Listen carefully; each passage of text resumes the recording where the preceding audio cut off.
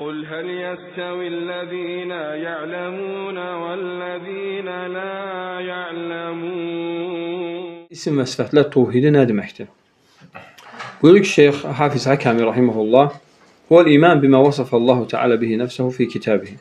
Deyir, o Allahı öz kitabında necə vəsf edibsə, ona iman gətirməkdir.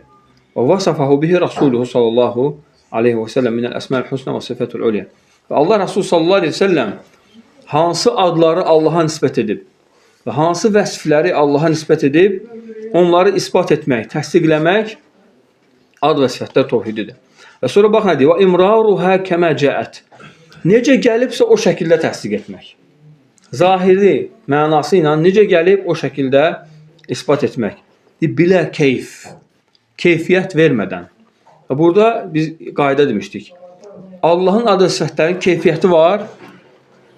Var? Var. Var. Biz bilmirik. Aydın mı? Yəni, sən desən ki, bir şeyin keyfiyyəti yoxdur. O deməkdir, o şey yoxdur onunla. Aydın mı? Allah Azze və Cəllənin sifətlərinin keyfiyyəti var. Təbii ki, var. Aydın mı?